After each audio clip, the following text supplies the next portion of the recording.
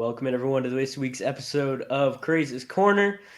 Today we're going to be breaking down some guys who we think are going to be on lots of championship rosters this year, whether they were guys that were drafted late, that have been performing, think we're going to continue to perform, guys you might have been able to pick up off waivers, or guys you should be able to buy low on now that we think are going to give returns later on.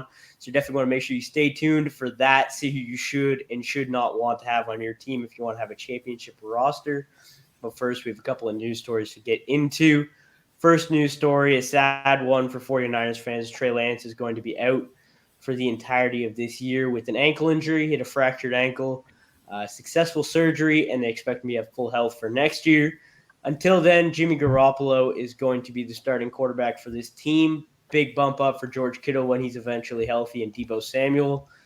But unfortunately for Brandon Ayuk, his value does drop a little bit. Second one, the Bucs wide receivers are currently in shambles. Mike Evans was suspended for this next game against the Buccaneers, as well as their other five wide receivers. Their top five, Julio Jones and Chris Godwin, did not practice. Rashad Perriman, Scotty Miller, and Russell Gage were all limited in practice on Wednesday.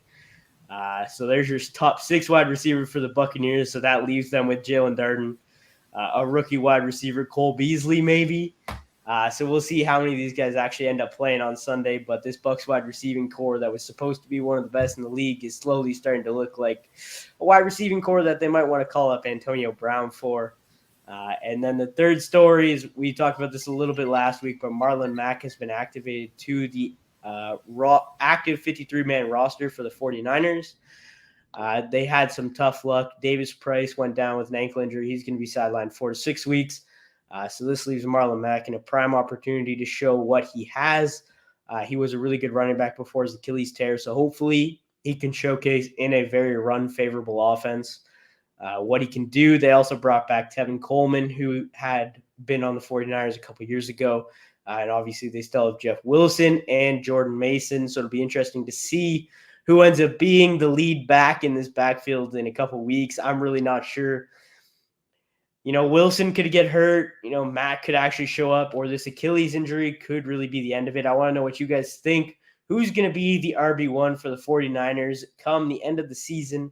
Will it be Marlon Mack, Jeff Wilson? Let us know using the Media app. The Media app is a virtual press conferencing app that allows you to host a virtual press conference from your phone. An all-new version of the Media app has been released and is available on the App Store and the Google Play Store. You definitely want to make sure you can go check that out. You can post these to any social media platform that you want.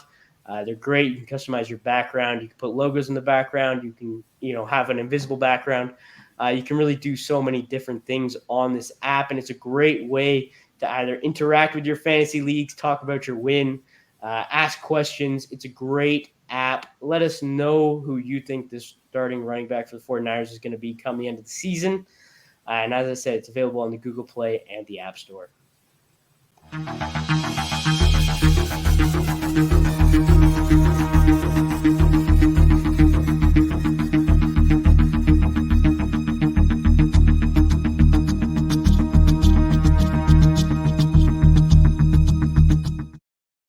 And speaking of media, Jeff and Will, welcome in, guys.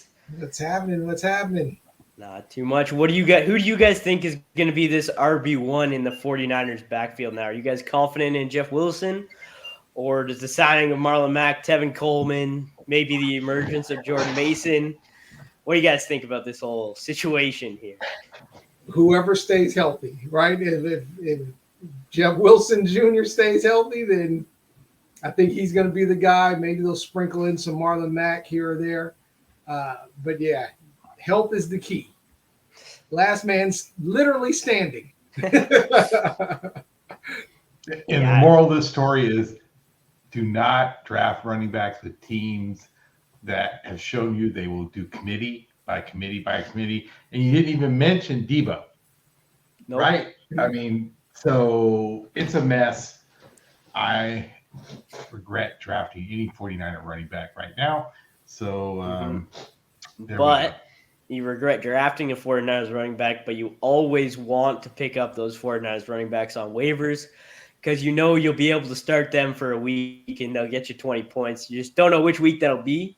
But if you start them on the right week, you'll probably win your Well, matchup. that's the It's problem. How am hard I to supposed to know predict. which one to start? Who do I know? But to start? you get lucky on a bye week. Maybe you Rochambeau. get Rock, lucky paper, on a bye scissors. week. It might Right. be the better I of mean, options. I have three on one of my teams on my roster, and now I'm starting to scratch my head. Well, okay, so who of the three? Who do I really start? Right now, I would probably start Jeff Wilson. I would like to hope as we progress, Marlon Mack takes the backfield, but I'm not confident in that off of his Achilles injury. But I think at least he was the most talented running back out of all these guys. I think he had the most promise. If he is fully healthy and back to his pre-Achilles injury form, I think he's the best running back on this team currently, and I would want him to have majority of the carries. Tevin Coleman is not good at football anymore, so I'm not worried about him. And I don't know what they have in Mason, so we will see. But as I said, we're going to get into some guys who we are confident are going to be on a lot of championship winning rosters. I'm going to start us off with a guy that we've all loved throughout the offseason. This guy has been a big part in my Trevor Lawrence top 12 performance. Trevor Lawrence currently sitting at number 13. We're going to see that number come up a little bit so he can sneak into the top 12. But Christian Kirk currently sitting as the wide receiver 7. You were able to get him in maybe your 7th, 8th, 9th rounds, depending on your draft. This guy has 18 targets over the first 2 weeks, 9 targets a week, 12 receptions, almost 200 yards, and 2 touchdowns. He's been putting up fantasy numbers for you, especially in PPR. So he's a guy that's really shown that maybe he was worth that $81 million contract he signed. And like I said, we've all been higher on him than the majority of people throughout the offseason. Now he's coming. He's shown us that he is good at football, and Trevor Lawrence is going to be able to make him a fantasy relevant quarterback. That's something I'm extremely happy about because, as I said, I want Trevor Lawrence to be this top 12 quarterback. I tried to speak into existence all offseason. So if this is going to happen, Christian Kirk's going to have to stay around being a wide receiver 1. I think he will. Getting a wide receiver 1 in that 7th, 8th, 9th round, I think is going to be something that is going to be on a lot of championship rosters, as we saw from Cooper Kupp last year. Christian Kirk's not going to put up those Cooper Kupp numbers, but if you can get a wide receiver 1 in those later rounds, that's something that's extremely valuable. So I think that he's going to be on a lot of fantasy championship rosters just due to the fact that, the people who watch our show, people who follow us on Instagram, they know Christian Kirk was going to be a guy. And those are the smart fantasy football players who are going to be drafting, who are going to have fantasy football championship rosters, and they all have Christian Kirk on them. So I think Christian Kirk can be on majority of championship rosters. You guys agree with that take? You guys think that Christian Kirk can keep this up all season? You want to go, Will? I hope he does, because I have him on a couple of my teams. I'm just worried about his ability to stay healthy all season. And so we'll see. But I think you have to feel pretty good if you drafted him and you got him mid to late in your draft, because that's where I got him. So, yeah, come on, Kirk. Captain Kirk, let's go. Yeah, I mean, you drafted him in the Dynasty League that we're all in together, so better hope. Happy I did. Yeah, and I have Trevor Lawrence in that league, so if it works well for one of us, it's going to be working well for both of us, that's for sure. Jeff, what do you think about Christian Kirk? Yeah, I mean, I always thought he had talent. I just didn't know what the Jags were going to look like, and I did not know who Lawrence was going to have the most chemistry with. Marvin Jones always likes to sneak in there and take some targets, but it doesn't look like it's happening this season. But then after week 1, it looked like Zay Jones was a guy that might sneak in there as well. But I think that Kirk actually really showed that he's going to be the target hog in this offense out of these receivers. So, yeah, and that's the thing. As long as he can stay healthy, I hate because he gets those little knick-knack injuries. He's out because of a pulled hamstring or this or that. So, yeah, if he can stay healthy, I think he is going to pay a lot of dividends for guys this season because he's looking pretty good. The Jags are looking decent. So, New team, new me. Christian Kirk needs to stay healthy all year. That's the hope.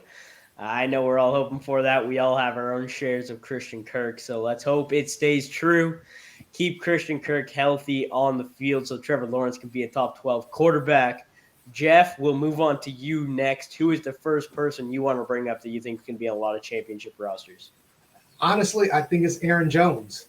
I picked him up in some leagues, and I passed over him in some leagues because I think, at least for myself, I was spooked with Quadzilla, AJ Dillon. But looking at what they did this past game against the Bears, I can see that they can use him in the role of either passing or that he's still going to be used around the goal line. And that's what I didn't know if that was going to happen. When he scored those touchdowns, he was being utilized around the goal line. I was like, okay, I think this is how they're going to use him a lot more going forward. The first game, it was kind of like, a little shaky, but this game, he just seems, I think AJ Dillon is a little bit, he's definitely a much more power runner, but Aaron Jones is more elusive. And I think that's what they're looking for right now. They need somebody that's going to be elusive, that Rodgers can go ahead and dump the ball off in some situations around the goal line.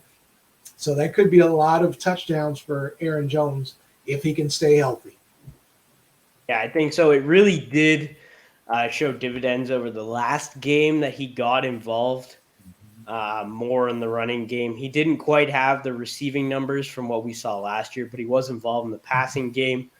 And I'm not sure exactly who said this. It was one of the defensive players that says, you would probably think that A.J. Dillon, runs harder than Aaron Jones, but he actually doesn't. Aaron Jones is the one who runs harder. He's the one that you don't want to tackle, despite being the smaller of the two. I saw that quote over the weekend, so that was something that I kind of took as interesting.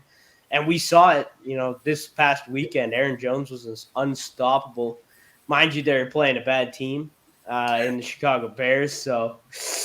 Do we trust the small sample size against the Chicago Bears in comparison to week 1 where he wasn't really in favor?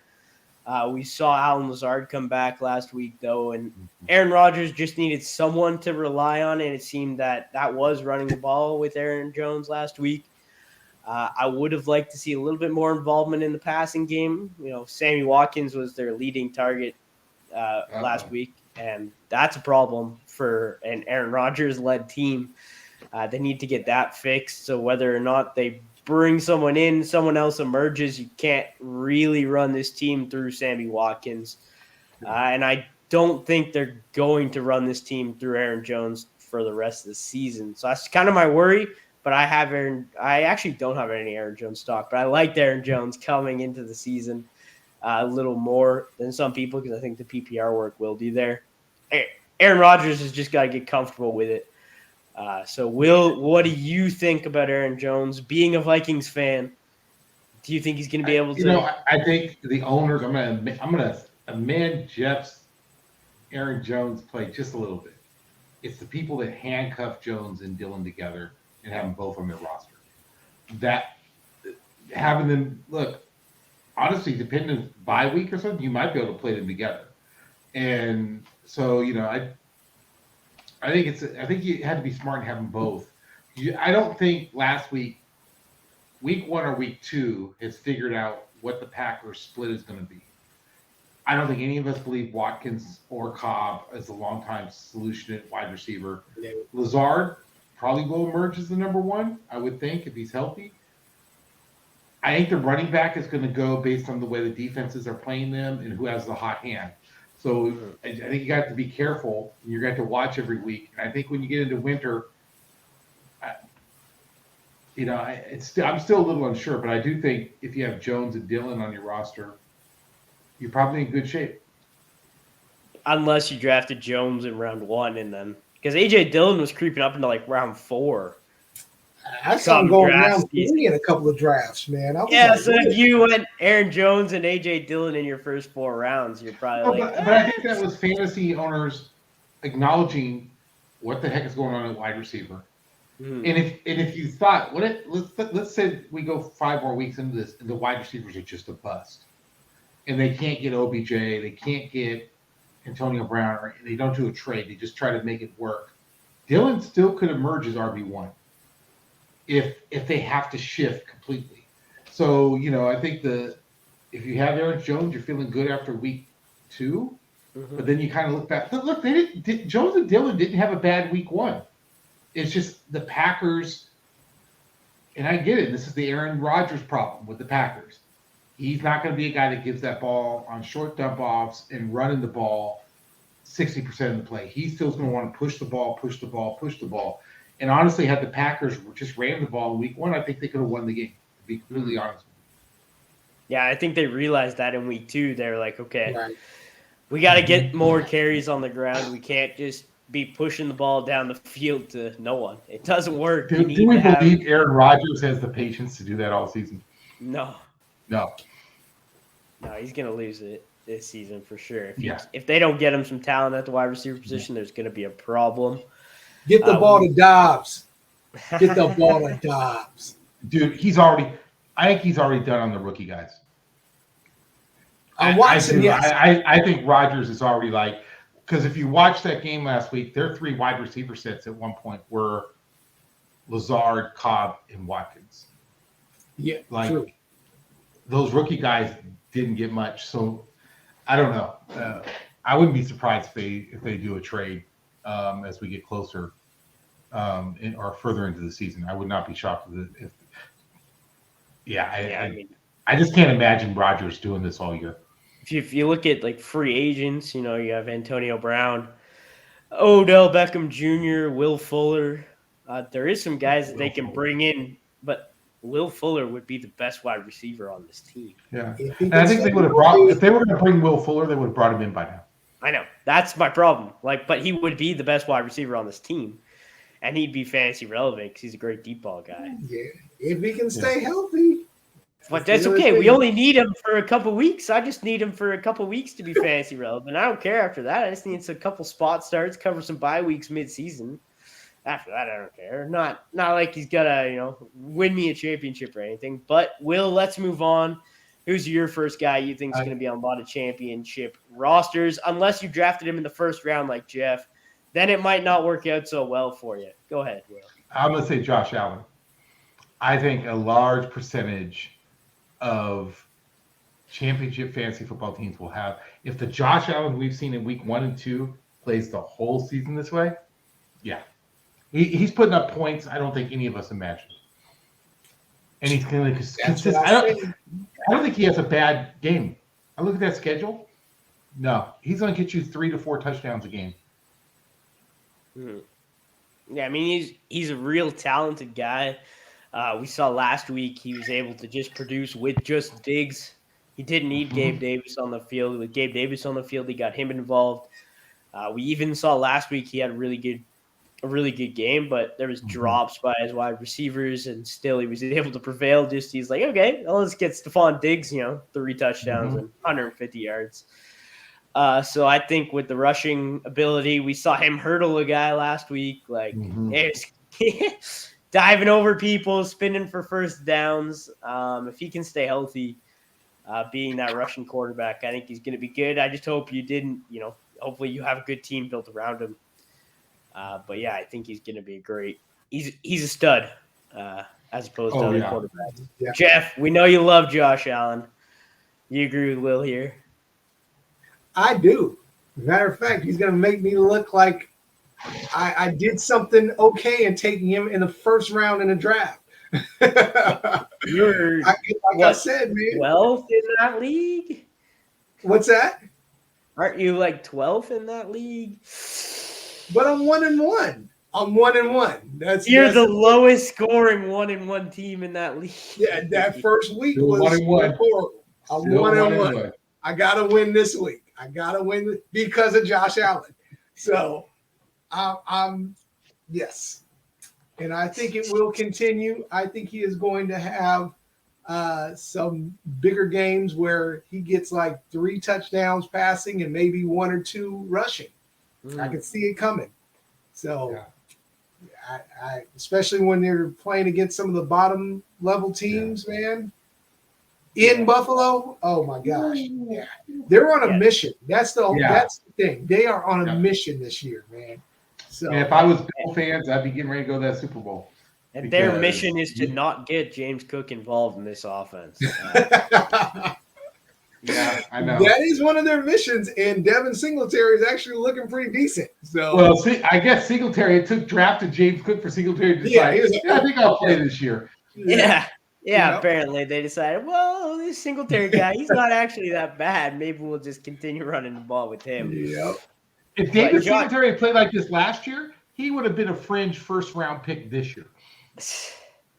Right? They're playing dynasty with James Cook. We'll use you this year. We'll use you next year and the year after that. I'm not giving up on you, James. I'm keeping you, but I expect you to get me. It's a 2-3 year play now, but that first fumble, that first carry, that was awful. Screwed up his season. At least he's not on at least he's not on a Bill Belichick-led team where that would be the end of his career. That's true. So he'll still have a chance to get back in the game. We saw him a little bit last week. Hopefully he gets more and more involved.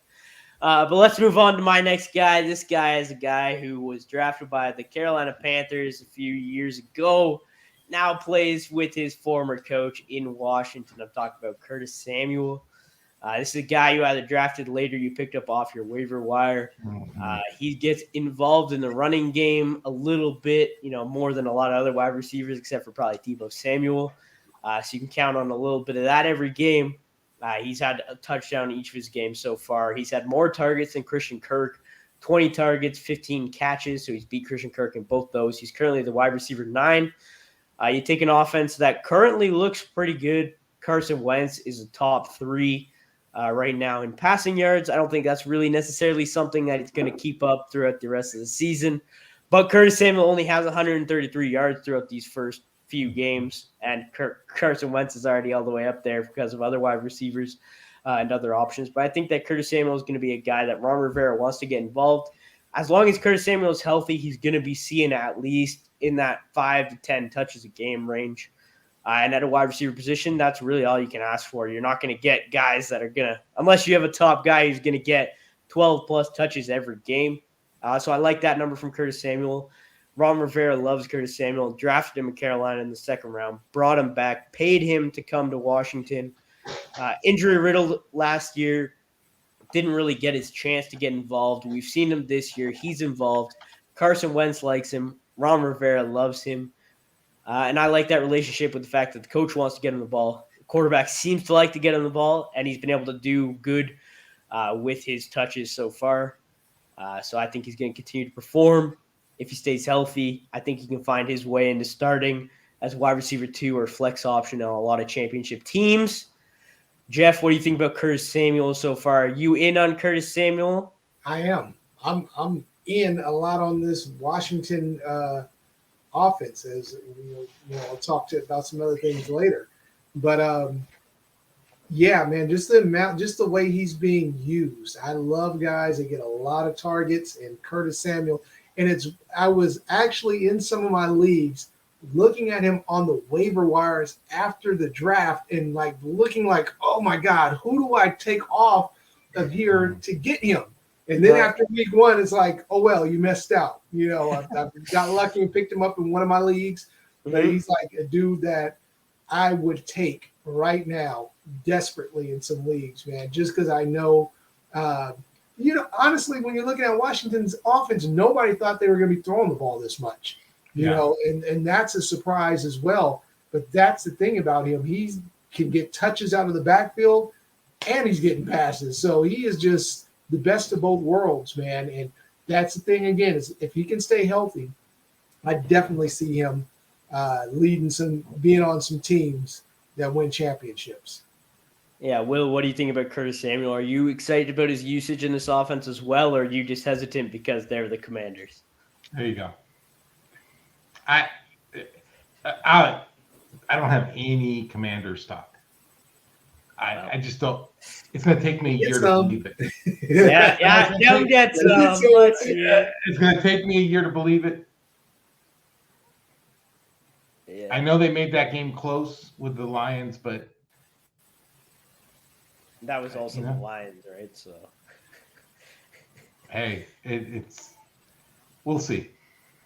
Yeah, it's an interesting team to look at. I'm not super high on the rest of their wide receivers. I just like Curtis Samuel because Ron Rivera loves him, and I know that. So that's something that we can count on week in, week out. Is the coach wants to get this guy the ball? Yeah, Mhm. since he's come into the league. So I like that. In Carolina, he was used it kind of as a red zone running back occasionally too. So that's something I'm hoping we get to see more of. Mhm. Get him some red zone carries. And if we see that from him in Washington, that's that Deebo Samuel role on an offense that's not quite as good as San Francisco 49ers offense was, but Deebo Samuel was the wide receiver too. So if Curtis Samuel finishes as a, top 24 wide receiver, I think that's going to be a guy who's on a lot of championship rosters. Jeff, let's move on to your next guy. Who you want to talk about here? You want to talk about a guy who shares a team with Curtis Samuel, or you want to go with the quarterback? I'm going to go with the quarterback because I can't believe I am saying this. And he has proven so many people, I won't say it's necessarily him, but the receivers that he has. I'm talking about Tua. Man, Yeah. his receivers are dynamic. Mike McDaniels is dynamic. People are starting to say, well, maybe defenses are going to start catching on to what they're doing the middle of the season. I don't know. Mike McDaniels is he's kind of one of the mad scientist type guys. I think he's going to keep creating certain things, but the speed of Tyreek and Waddle, man, I mean, it's almost like throw up the ball. As long as he's got a strong enough arm, which he's actually proved that he has now, he can throw it up, and those guys are going to go get it, man. So because of the weapons that he has with both Tyreek and Waddle, I'm like, man, Tua is a weapon now. And even got Gesicki involved now. This dude just popped out of the grave like the Undertaker. Like I'm not dead yet as a fantasy tight end. So, I think he is just he's the middle piece in what is a dangerous offense. So this guy could be producing a lot of points. I mean, honestly, I had him in one of my leagues. I thank God that I played him. I took him out in one of my leagues and played Matt Ryan. He was on my bench, and I wanted to strangle Matt Ryan, man. Oh my God! But it just showed me against the Ravens, which is a good defense. With even though Marcus Peters or Sam was a little hurt, and some of the other guys playing defensive back, it's a decent defense, man. That he just shredded 6 touchdowns on these dudes. So yeah, I'm in on Tua.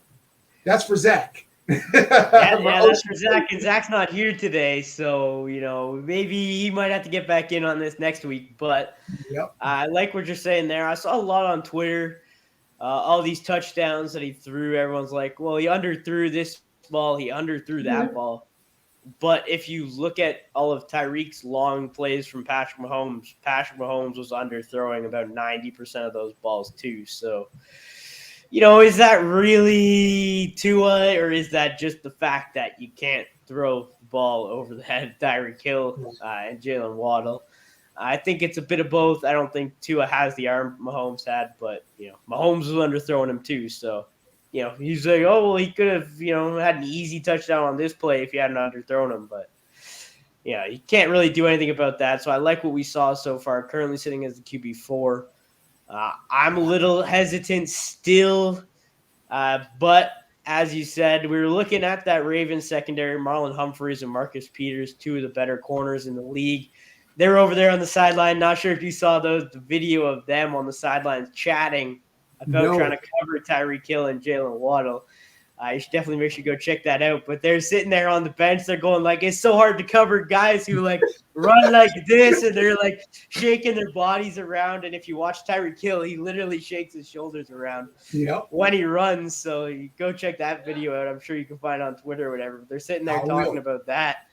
And Marlon Humphreys, he's arguably one of the best corners in the league. Marcus Peters is a good corner as well. Right. So when you got 2 of the best guys talking about how hard it is to cover these 2 wide receivers, their quarterback's got to be able to get it done, and he did last week. So he could be fantasy relevant because of his two weapons, as you said. So I think he's a guy that could be on a lot of fantasy rosters or championship rosters if he could just keep this going. Yeah. Just give them the ball in space. That's really all he's got to do. We said that before. Zach's been high on Tua. He said he's going to have a great season, and he has so far. Will, are you in on Tua, or are you still nervous because – I'm in on Tua. So let's have an honest discussion about drafts. He's probably your team's second quarterback. He was not. You did not draft him as your quarterback number one unless you went really heavy running back, wide receiver. So to get this guy near the end of your draft, if it was a snake draft or a traditional draft, right, and you got him and you were thinking, okay, I need a bye week quarterback for Matt Ryan, so I'm going to do Tua. To think that you were able to get the other guys that you wanted earlier in your draft and move him in and be a piece that you weren't expecting. Oh God, yeah. I hope at some point we do have a conversation about the overhype of Matt Ryan and how Atlanta done. Probably got. He's Atlanta, done. He's done. He's done. Done. Matter of fact, Colts are done. The Colts are done, and now they're looking like idiots by letting Wentz walk and bringing this dude in. I'd rather have Wentz right now. Yeah. Wentz looks good. Yeah. Matt Ryan looks bad. The Colts can't do anything. Jonathan Taylor hasn't been great. The Colts themselves have just been a mess. Outside of Michael Pittman in week one, they've been bad. And that was towards the end of the game. This week, though, I'm going to put one little disclaimer out there. If Buffalo blows them out this week, they will. I'm not sure how many. They may linger on Tua. If he has a bad game, if they get blown out and Tua just doesn't move the offense, but if it's blown out and Tua throws 3 interceptions and fumbles or something like it's sacked multiple times, I'm a little afraid as a young team, young quarterback, how that transitions, and it could linger for a few weeks. So I think owners have to be conscious of that, but. Hey, when you look at some of the ways some of these quarterbacks are playing right now, shoot. Hey, I'll take him. Yeah, I think you look, as you said, I think this Bills game is going to be big. I think he's going to get hit a lot in this game, and I don't necessarily think that's good for him. You could have had your draft where you had Trevor Lawrence and Tua as your two quarterbacks, 2 top 12 quarterbacks probably by the end of the year. Yeah. So, you could be doing things like that. Maybe you have 2 guys, you play the matchups. The Bills aren't necessarily the matchup I want to play. True. Yeah. But so if you have him, are you starting him this week? It depends on my other option. If my other option is Matt Ryan, you definitely and that's my other option. So that's why I got to start. Sure. Okay, let me ask you this. Tom Brady or Tua this week? Tua. Yeah. Tom Brady's got no one to throw the ball to. Okay. Aaron Rodgers or Tua this week? That's a tough one. As a matter of fact, I was just looking for Tua in the league that I have Aaron Rodgers as my backup quarterback. I was thinking about trying to drop Rodgers and pick up Tua. But he's gone. Somebody already picked him up and dropped Derek Carr. I would start Tua over Aaron Rodgers. Oh, there's another guy. All he needed was Adams. Once he got Adams, it was going to be 40 points a game. Hey, well, it looked good week 1, and then last week Derek Carr forgot who Devontae Adams was. Good week 1. Aren't they 0-2? But Devontae Adams did good week 1. That's all I care about. I don't care about Derek Carr or the Raiders. I just care about Devontae Adams. Would Devontae Adams have more fantasy points and more production if this was week 2 with the Packers? Week 2 on the Packers, yes, but week 1 on the Packers, no. Oh no, he would have scored 20 plus fantasy points on the Vikings in week 1 had he been. He scored 20 plus fantasy points week 1. So it would have been equal week 1, and then week 2. I think Devontae Adams great, but at some point, we'll see. We'll have that show some point in the season about halfway through. I don't know if Rodgers puts up 17 targets on Devontae Adams week 1 for 141 and a touchdown. I'm not sure, because if you go back to last year, look at the games they played against Minnesota, 8 targets and 14 targets. So, but last week, Derek Carr forgot who Devontae Adams was. Not sure what happened there. They Josh McDaniels in the red zone was like, okay, this plays Devontae Adams, and all of a sudden Devontae Adams has a touchdown, and then Derek Carr was like, nah, I don't want to throw to this guy anymore. I've had enough. It's like, Derek Carr, you suck. Anyways, let's move on. Will, who is your next guy that's going to be on a lot of championship winning rosters?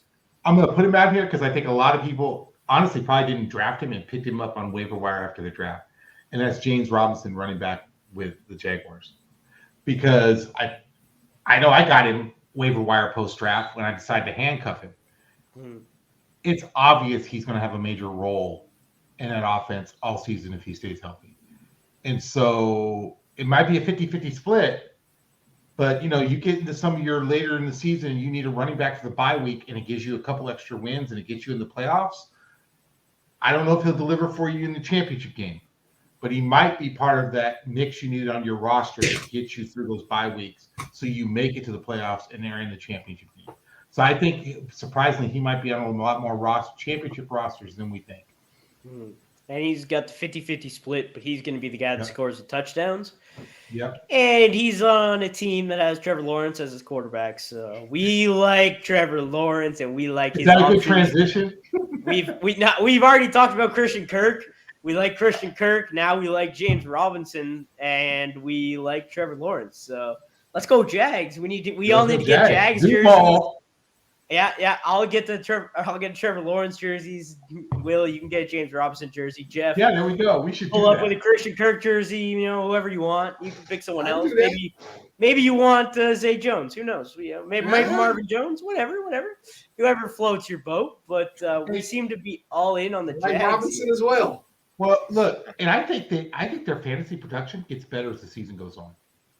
I think as Trevor Lawrence really gets into year 2, he's Kirk and Robinson, all these guys. I don't know if there's a really bad player of the starting positions on the offense that's not worthy of having on your roster right now.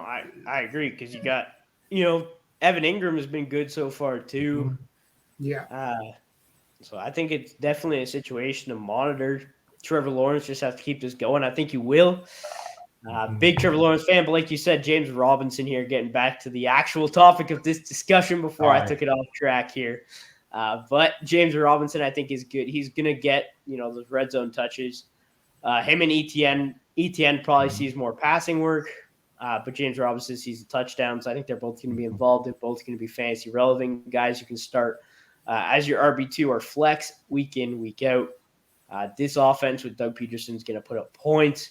We've seen that so far, whether it is with Trevor Lawrence or on the ground.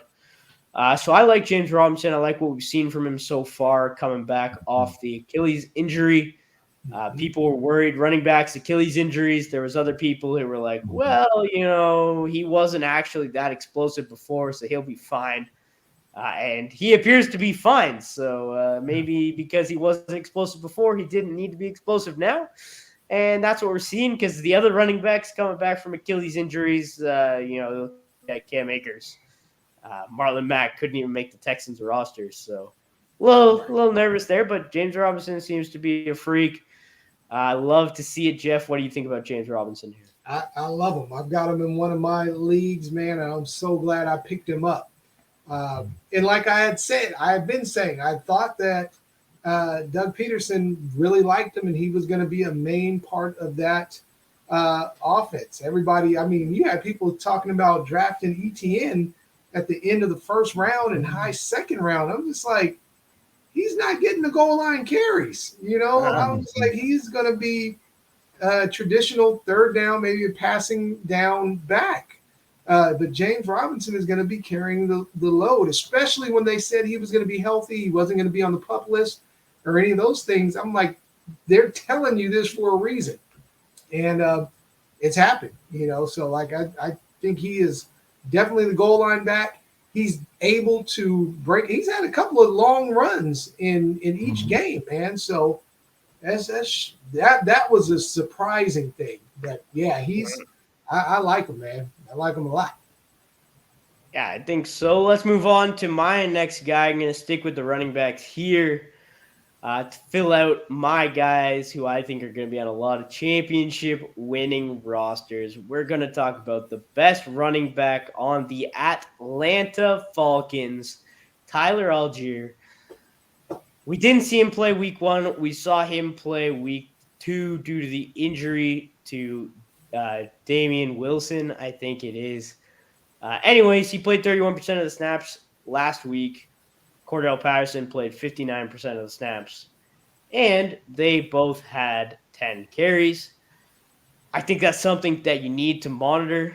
They got him the ball when he was on the field. He only had 30 yards, but they were playing a good defense in the Rams with a good front seven. So it's just something to monitor. I think he's going to continue to get more and more involved. Patterson had a good week 1 and not such a good week 2. So his fall off, last year started at like week 10. Apparently now his fall off is starting at week 2. I think they get the rookie involved. Rookie running backs haven't been known to produce for fantasy. I don't think Algier is going to be a guy who's going to be their cornerstone running back for their franchise for the next multiple seasons. But for the rest of this year, you pick him up on the waiver wire. Maybe you pick him up now in deeper leagues, or maybe in a couple weeks if you're in a shallower league when he continues to get more and more involved. But if you want to be early, I think Algier is a guy that's going to continue to get more and more involved in an offense that is hopefully going to be run by someone else when Arthur Smith is fired.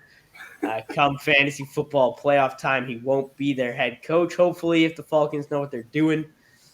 He is my only hesitancy with Tyler Algier right now is Arthur Smith. I don't trust Arthur Smith. He starts talking about how, I only care about winning football. I don't care about your fantasy team. But to win football, you got to get Kyle Pitts the ball, and he doesn't seem to understand that.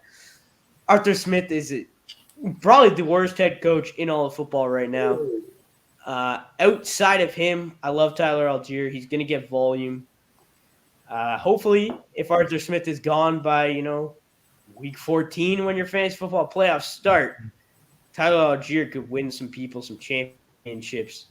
I think that's very likely. But again, I don't trust the Falcons. But I think he's going to be a guy, just volume. He's going to be important come bye week fill-ins. He's going to get you a couple extra wins. As long as Arthur Smith doesn't screw this up like he screwed up Kyle Pitts so far. I'm in on Tyler Algier just as a stash. Currently, what do you guys think? Are you guys, you like Tyler? You think he's going to be able to get the volume, but you just hate him because he's on the Falcons? Or you just dislike it because you think Patterson? Man. I had him in one of my leagues and I dropped him. Because hell, he didn't even suit up in the first game of the season, or he just never saw the field. And it was shockingly enough, it looks like they're letting Mariota throw the ball, and it's just going to Drake London instead of Pitts. So I don't know what is going on, but that's the whole thing with the Falcons. I could see Arthur Blank sitting there like, we're close. We've almost won 2 games, so we're going to leave everything. We're going to leave Arthur Smith there as the head coach. It's just bizarre world over in with Atlanta, man. So I don't know. I mean, it's just like you said, it's one of those things to monitor because now I'm probably looking for him now that Damian Williams is hurt. And know that he now is getting some touches, but after week 1, I was like, they're not even going to use this dude. They're throwing the ball. Mariota's running. Cordell Patterson had a great game. I was like, there's no use for him right now. But now we'll see if things change. Yeah, I just think that his volume is going to continue to go up as well as his snap share. I think his talent deserves to be on the field over Cordell Patterson at the running back position. There it is. So, to me, I think he wasted one of his 3 players to take a swipe at Cordell Patterson. He sure did, because I was not expecting Tyler Algier out of all the players. I know you were. Tyler Algier. Yeah, I think he's going to be a guy that's going to be sneaky, and he's a guy that you're not investing anything in. You're literally picking him up off your waiver wire, whether it's now or in a few weeks. But if he ends up paying off, I think he's a guy that's going to be on a lot of championship rosters. So I guess the question was, is there a player on your roster that you pick up with 2 weeks to go that was on the waiver wire that ends up on your championship roster? Yeah. This is guys contributed to your team at all this year. No. This is guys that are going to be on championship winning rosters. Understand the question now. Exactly. Okay. This doesn't mean he's going to be, RB1 come the end of the season. This is going to be a guy that come week 14, 15, 16, 17 is going to be able to put up numbers, help you win some games, and maybe he can be a bye week fill-in across the way. I think he's going to be on that roster. If we're going to look back come the end of the season, Tyler Algier is going to be on like 25, 30% of championship rosters. We're going to come back to this episode and be like, damn, okay, I see you. All right. But maybe if the threshold is just roster. Ooh. Yeah, that's what the threshold is. That's what I said. Championship rosters. Okay. So we'll see. All the smart guys who are going to be winning their championships are going to see this Tyler Algier guy looks better in game than Cordell Patterson does. So might want to get him on my team. Sorry, Cordell. I am so sorry. We got to get him on the show. Really, we do. I don't think he'll come on. Just as long as he's never seen any of our episodes before, he might come on. He might come on just to talk to you, Zach. Right. Maybe. But we got to get Algier on as well because I need him to back me up a little bit. We'll start a riff in the Falcons locker room here. We'll have Algier and Cordell Patterson going at it. It'll be me and Algier versus Cordell Patterson. We'll see who wins. I bet you we win. Okay. But Jeff, let's move on to your last guy here. I'm going with another rookie. I'm going with Jahan Dotson, man.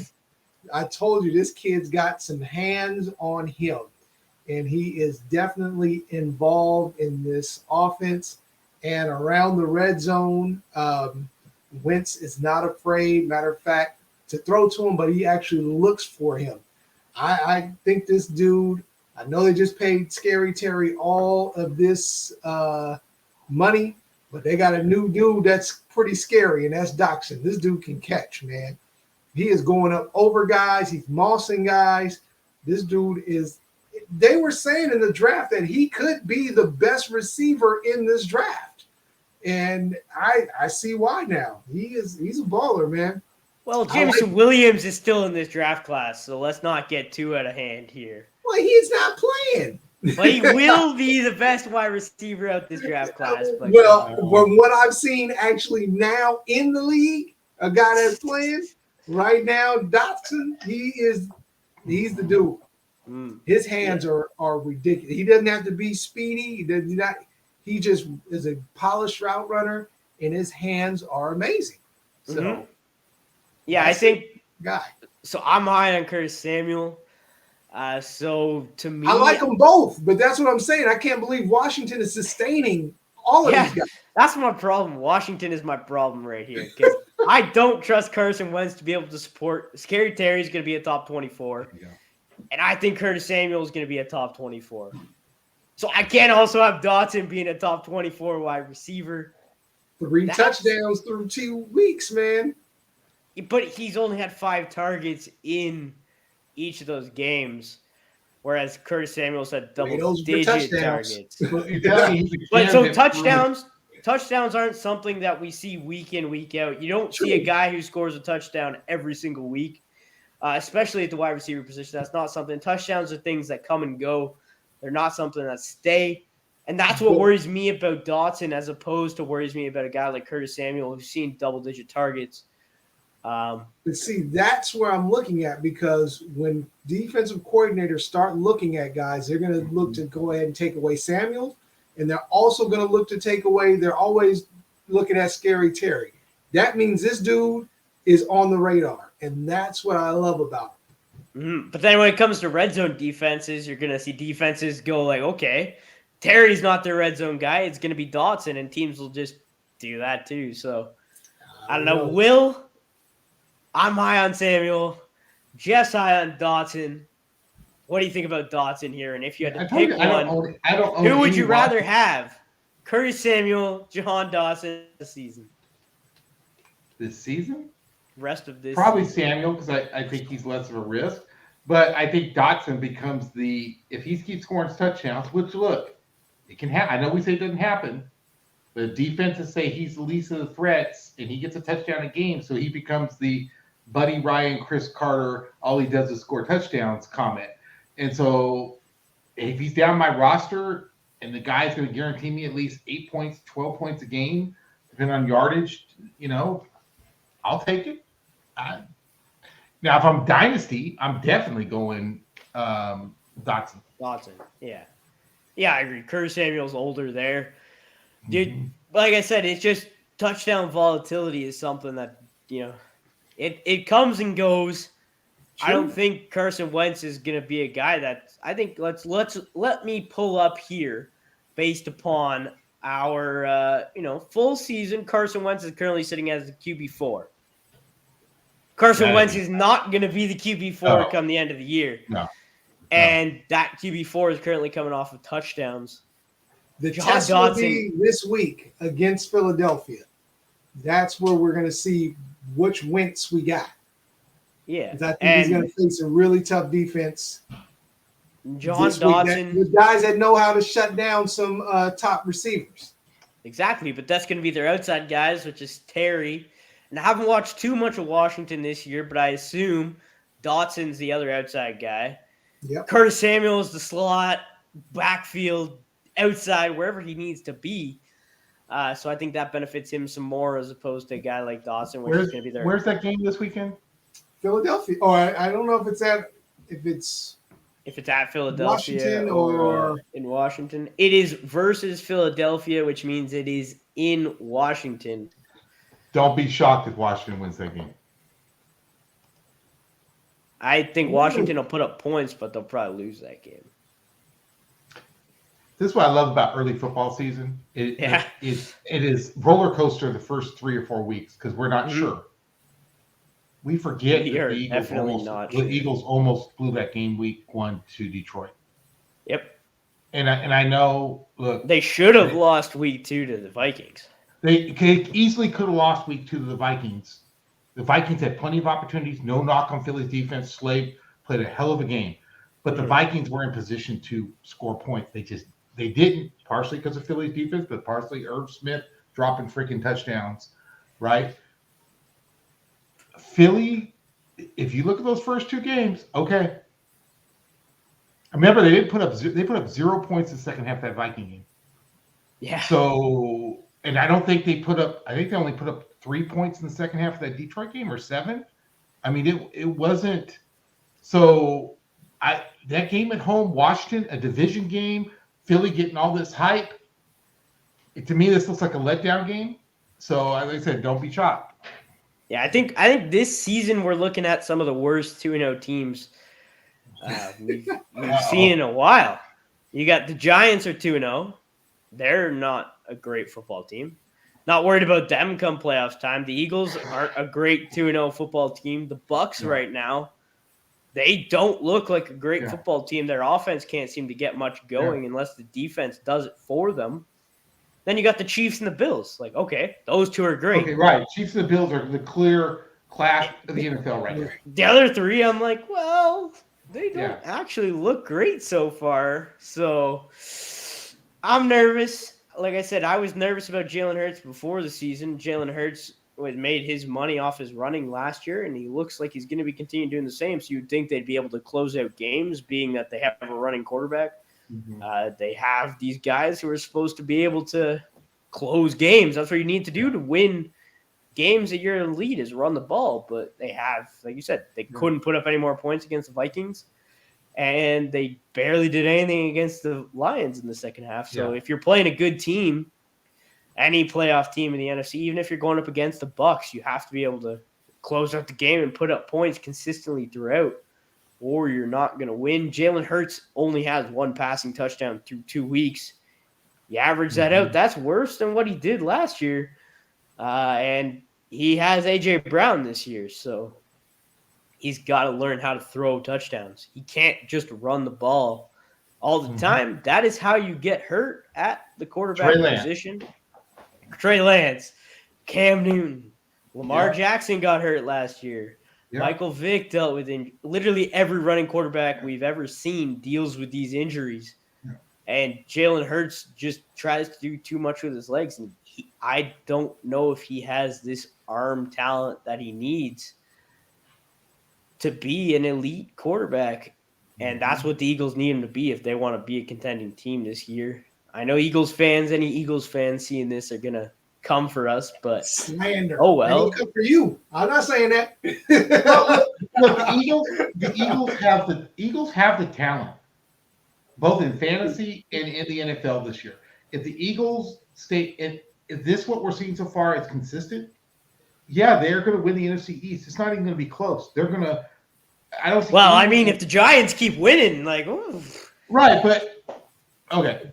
I just say I'm not going to be shocked if the Eagles are the 2 or 3 seed in the NFC if they can maintain this. My only concern is can they maintain it? Because they're 2-0, but I don't even think it matters. Even if they are the 2 or 3 seed, they're still going to lose. yeah, they're still going to lose in the playoffs. It's not going to matter. Yeah. We saw what they looked like last year. Yeah. You can't throw the ball in the playoffs. You don't win. We've seen that with Lamar Jackson. We're seeing that now with Jalen Hurts. You have to be able to throw the ball. You have to be able to make those big-time throws. Yeah. That's something that Cam Newton was able to do when they made that playoff run is, he was a run quarterback as well, but he was able to throw the ball.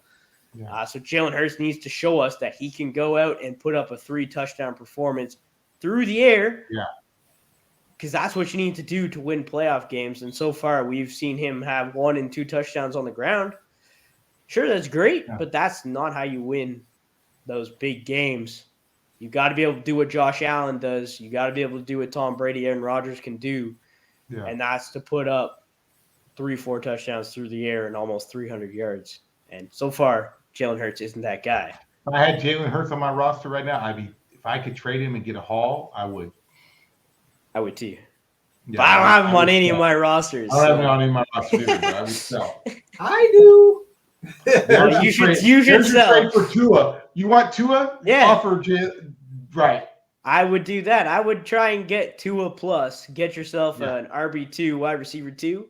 Yeah. Easy all the way. Definitely do that. Will, we got one more guy to talk about. A guy I liked. I wasn't super high on him to start the season. Right.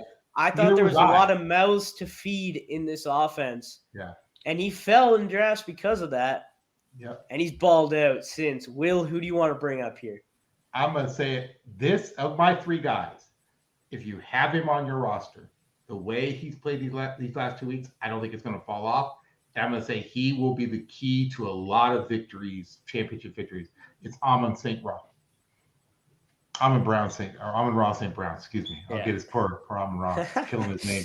But look, he has 17 receptions. The next wide receiver or next group person with receptions is the tight end at 7. Yeah. He has 180 yards. The next highest is 66, and that's Josh Reynolds. The first 2 weeks, these defense have to scheme for him. And he's still putting up the numbers with Goff. Oh my God. Imagine if this guy had a decent quarterback, like a quarterback that really imagine if he was on the Packers, Chiefs. Oh my God.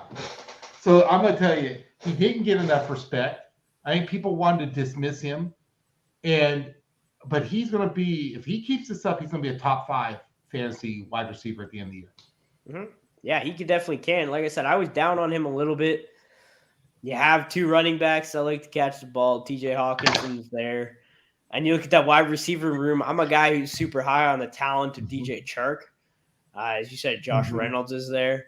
So there's a lot of guys there. And he's by far and away the best player on the field. Well, DeAndre Swift might be, the best player on the field for the Lions, but Amon-Ra is definitely a close second. What we've seen from him so far has been consistency. I think he is currently tied for the most consecutive games with 8+ receptions in it. If he does it again this week, he will break the record, I think, with 9 weeks straight. So that's something we've literally never seen before. Coming from a guy who, wasn't supposed to be this. He wasn't supposed to be this elite wide receiver coming out of college. And I think that's really what held him back this offseason.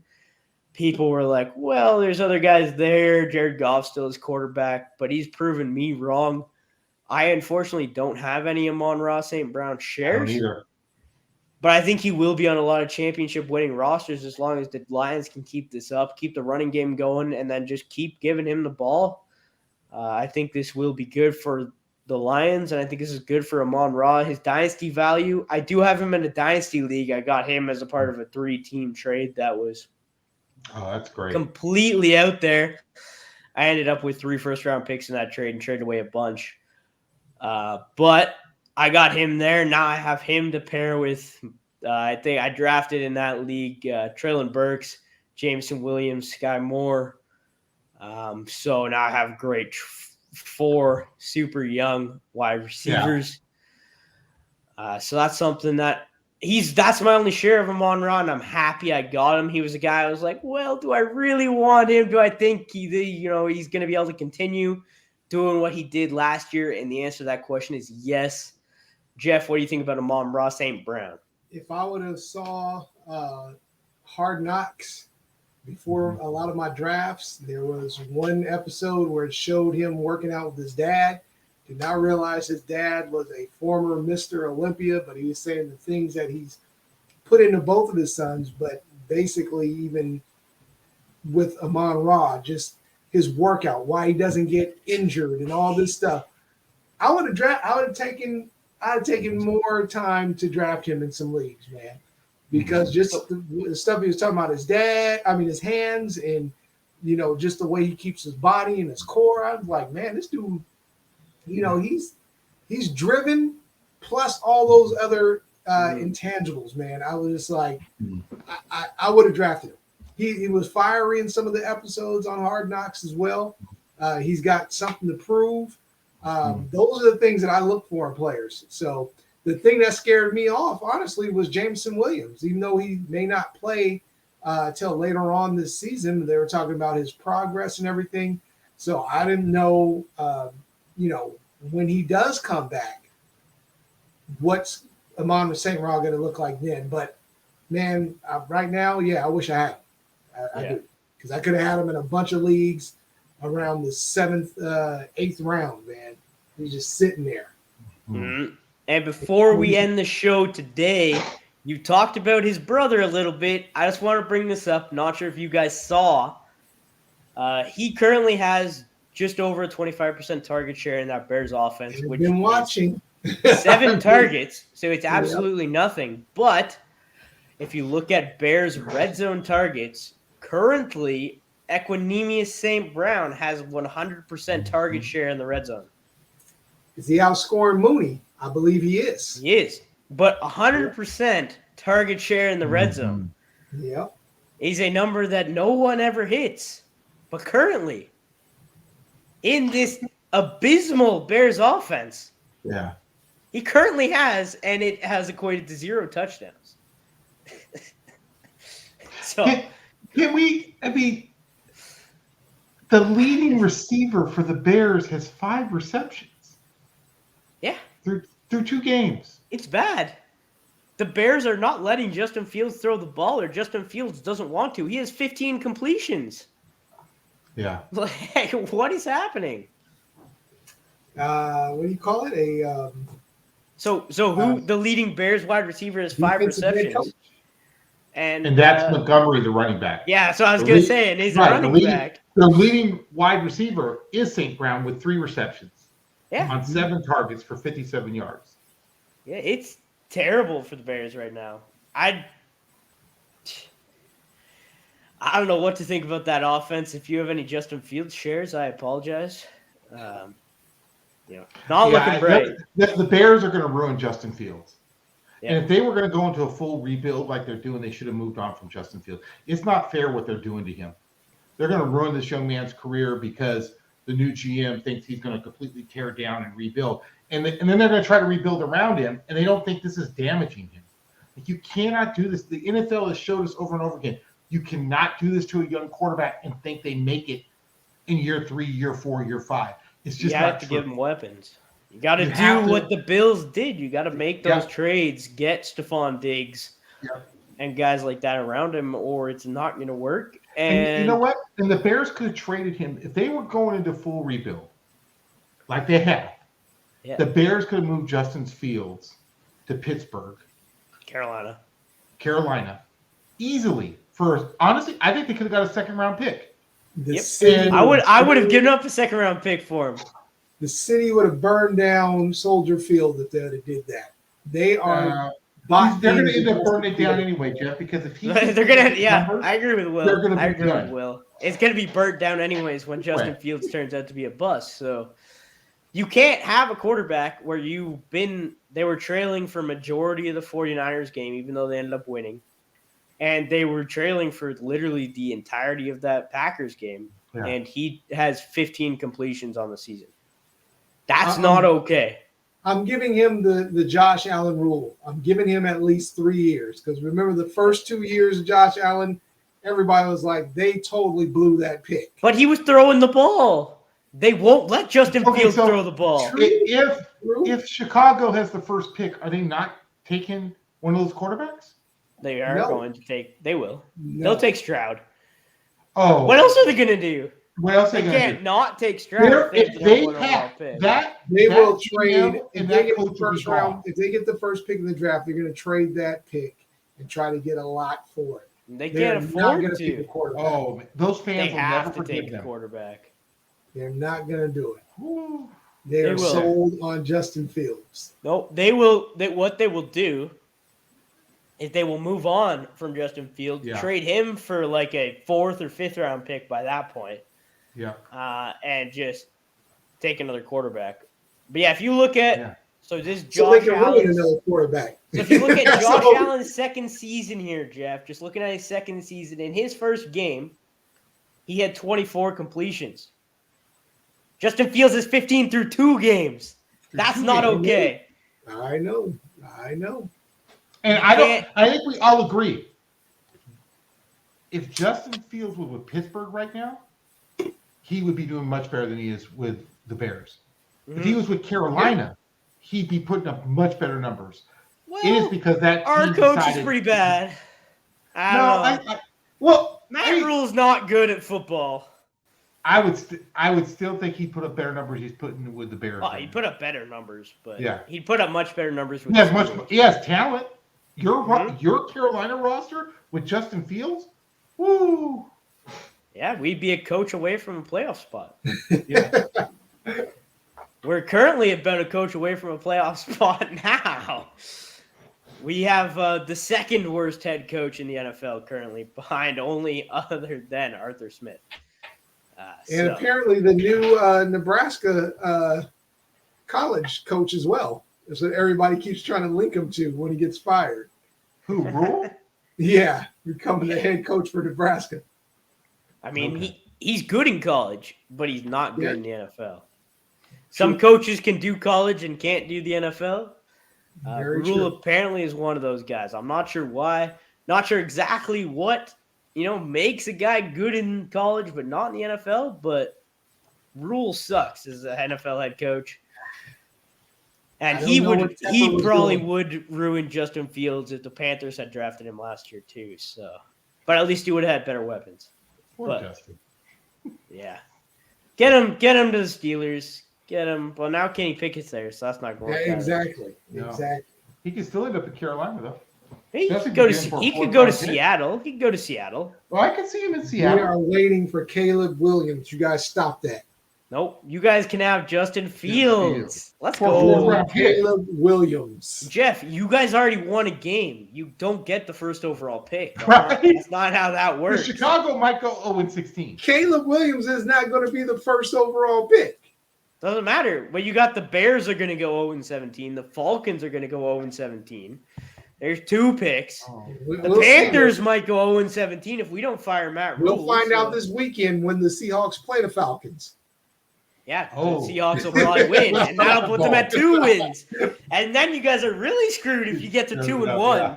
That's a problem. I'm looking at Caleb Williams being the 3rd quarterback right now. You got Stroud, you got Bryce Young if he decides to stay in. So, let me tell you why Caleb Williams might be the first quarterback. When he goes to the combine, he's going to blow him away. And what happens just before the draft? There's always that guy that climbs. Shut up, Will. I think Williams will be the second quarterback off the board, but I think Stroud will go first. Stroud, Williams, and then probably Bryce Young, but I would definitely prefer the first two. We'll see. Over Bryce We'll Young. see. But with that being said, we have exhausted our championship rosters for sure, and we have explained to you our hatred of the Chicago Bears, the Atlanta Falcons, very And explicitly Cordell throughout Patterson. the show. And Cordero Patterson. Can't forget about that. So I hope you guys enjoyed. I want to thank Jeff and Will for joining. Like I said, make sure you go check out the media app. Yes. Check it The out. new version dropped. There's big things coming. Hopefully soon you'll see it all over the place. So you want to get in early. Go check it out. Be one of the first. Don't want to hop on this trend too late. I hope you guys enjoyed this week's show. We will be back next week. And thank you both, Jeff and Will, for joining. Thanks, Hope Zach. you guys have a great night. All right. You too. Take care.